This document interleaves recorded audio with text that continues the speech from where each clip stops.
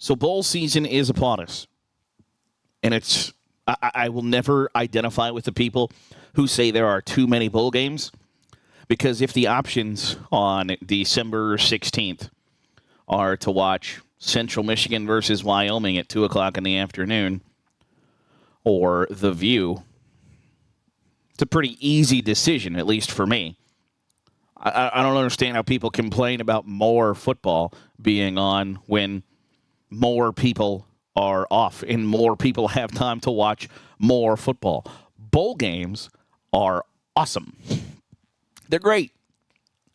You get, at least for me, you sit in the Midwest where everything has become gray, and you get to watch kids play football in Florida and Louisiana and Texas and California and places that are warm-looking, Hawaii.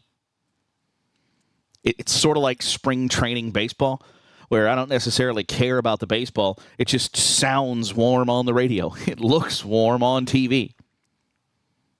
And that's enough to get you through the day. Waking up and knowing that, like, hey, you're going to get to see James Madison take on Jacksonville State today if you want. It's a nice spot to be in. And I hate the idea that there are too many bowl games, because if they were to shrink the bowl games, guess what? It ain't the 6-6 Power 5 schools that are left out. It's the 10-2 group of 5 schools that don't get bowl games at that point. And you want to see people complain about 13-0 Florida State not getting into the College Football Playoff. Wait until 11-1 insert group of 5 school here. And wait until 10-2, 11-2 Tulane doesn't get a bowl game because they're in the American instead of the 13th best team in the SEC. That is poppycock. So I have no problem with the sheer amount of bowl games. Truthfully, if you're not going to pay the kids, I think everybody should play in a bowl game. Like, what does it hurt to have 15 more practices? Now, some schools would say, like, once you finish your 2-10 season, we're not necessarily interested. And there's only so many, like, desirable locations. There are only so many places that are putting on games where people are like, hell yeah, I want to go to San Diego. Yes, count me in on December 22nd. San Diego sounds spectacular. Not a whole lot of people are like, you know what, let's play in the Missoula, Montana Bowl. And it's just, it doesn't, there are only so many desirable locales and so many places and committees that are interested in hosting bowl games. But I have no problem with the sheer amount of bowl games. So today, I'm going to go through my top 5, I think, most intriguing matchups that are in the bowl game calendar that aren't New Year's 6 games. So not your Cotton Bowl, Peach Bowl, Fiesta Bowl, Rose Bowl, Sugar Bowl, and Orange Bowl, the national championship game. So the first one I got is the Lockheed Martin Armed Forces Bowl. It's Air Force versus James Madison, which if you said a month ago this is a bowl matchup, like, that is the cat's meow, because at the time Air Force was undefeated, James Madison was undefeated, and was looking like they might not get a bowl game because they're in the transition period. Well, there weren't enough eligible teams. Guess what? James Madison, you're in. And you're taking on Air Force, who started the season 8-0 and then slipped to 8-4, got some injuries. But I told you throughout the season that I thought Air Force was a team that was right there kind of on the cusp of one of those teams that could be the group of 5 representative in the New Year's 6. And that ended up being Liberty, who I told you at the start of the season. Liberty is one of those teams that, because their schedule is trash, can go 12-0, and now 13-0 after winning the conference championship. They're going to play in the Fiesta Bowl against Oregon. That'll be a intriguing matchup that we'll probably talk about later. But Air Force and James Madison is kind of two contrasting, but also somewhat similar styles. Now, obviously, James Madison isn't lining up in the flex bone or trying to run triple option, and Air Force doesn't as much as Navy and Army do. But James Madison, without their head coach, Kurt Signetti, left to go to Indiana. I wonder what they are. And Air Force is always an interesting style, especially in a bowl game, because teams have had the opportunity for a couple of weeks to prepare for that. And that makes those games interesting to me. That's pretty much the only one that features non-Power 5 schools, for the record, in my top 5. The Holiday Bowl is Louisville versus USC. And really, I don't think that this matchup is as interesting as the conference matchup is. Louisville played in the ACC championship game, and USC finished 7-5 and was viewed as a disaster. And I'm not so certain that I wouldn't pick USC because I think the game gets to become a shootout. And I know Caleb Williams isn't going to play, and I know USC is not going to be all that energized to be there. But I think that USC matches up somewhat well with Louisville. And I don't know that that's a fun reward for the Cardinals that had a really great season and have a lot of reasons to be excited about their future. You go, and San Diego's a nice spot. It's the Holiday Bowl. I mean, it's a somewhat, back in the day, Holiday Bowl, big deal. So it's a different, fun, interesting matchup that I don't know. I might choose USC to win that game. The Alamo Bowl, to me, is insanely interesting. It's Arizona and Oklahoma. OU, I think, felt like they got disrespected all season. And Arizona came on really strong at the end of the year.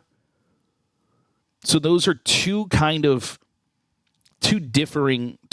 in differing spots. Oklahoma's going to be without Dylan Gabriel, who's entered a transfer portal, so see, I'm done.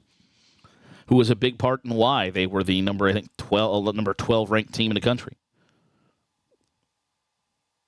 But I think that's another one of those matchups that, like, what do we learn about the Pac-12 in that matchup? Is Arizona I think they finished the third best team in the Pac-12. Are they the third best team, the fourth best team?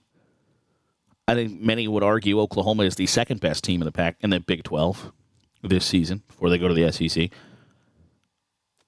How does that stack up? I think you learn a lot there. And Oklahoma's seen some turnover, not only from Dylan Gabriel. Jeff Levy, the offensive coordinator, has departed. I think you learn a little bit, but I also think you get an eye towards the future for both of those programs in the Alamo Bowl. Citrus Bowl is Iowa, Tennessee. Talk about opposite ends of the spectrum on the offensive side of the football. Tennessee wants to move as fast as humanly possible. And Iowa is hoping to gain a yard. Tennessee's trying to score 50 on you every time out. And Iowa's hoping they can stay on the field long enough to give their defense a rest so they can save the day one more time today. It is as wild as contrasting a styles as I think you will see. And I don't know if styles even is the word as much as it's contrasting levels of competence. That Tennessee makes no bones about it. We are trying to score a touchdown on every single play. That's the point of the game for Tennessee. It's every time we snap the ball, we have called the play that we think is most likely to score us a touchdown. And Iowa is doing all they can to score a touchdown. They are trying to score a touchdown a couple of times a game. Out of 133 FBS schools, Iowa finished 133rd in total offense and number 1 in total punting yards. And yet, their defense may be good enough to keep them in the game. I would take Tennessee, and I haven't looked at what the over-under is yet or anything like that, what the spread is, but I'm telling you, Iowa's defense is good enough to keep them in the game until the fourth quarter, I think. And I mentioned last week in the Power 5 Conference Championship preview, Iowa's thought process, like, they make no bones about who and what they are. Our job is, can our offense outscore your defense? Because we're going to do our damnedest to make our defense outscore your offense, which is as back-asswards a way you can play football in 2023. But they made it work. Now, they made it work against a bad schedule. But they made it work. And so it'll be interesting to see that up against an offense that's pretty good in Tennessee. And finally, I got the Sun Bowl. Oregon State versus Notre Dame. Oregon State is in as flux as possible. New head coach, but the new head coach isn't going to coach the bowl game, which is wild to me. He's going to take they elevated their defensive coordinator from defensive coordinator head coach when Jonathan Smith left to go to Michigan State. And basically said, like, hey, I wish I could be there for the bowl game. Well, you can, bro. You're the head coach. But it's going to take the time to build the staff, hit the transfer portal, recruit hard, etc., rather than coach the team in the bowl game, which is wild to me. Like, it's a free 15 days of practice you can lead, and it's a opportunity to get a rep under your belt to coach your team where it doesn't mean anything. If you lose to Notre Dame in the Sun Bowl, who gives a damn? This game is much more important to Notre Dame than it is to Oregon State, or at least it should be, because it's another opportunity for Notre Dame to get a big-time win when they weren't necessarily, like, for the first, 6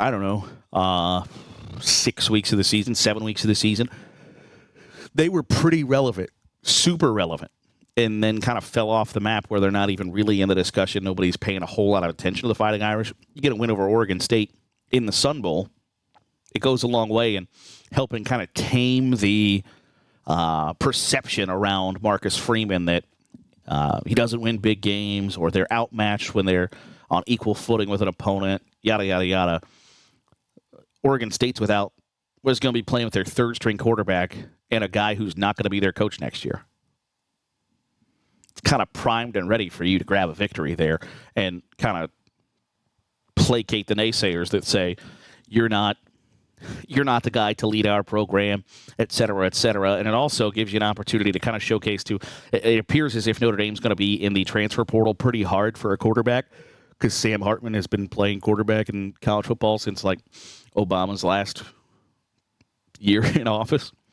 So I think it gives you a chance to kind of showcase to some guys that are in the portal, like, hey, look at what we can do, because we're interested in being explosive offensively, and if you can do that in a game against Oregon State where they're kind of ripe for the picking, I think that goes a kind of a long way for Notre Dame to at least start the ball rolling towards 2024. So that'll do it for today's episode of the Daily Huddle. Appreciate you making us a part of your day, however it is, wherever it is you're doing so. If you're watching on YouTube, hit the subscribe button.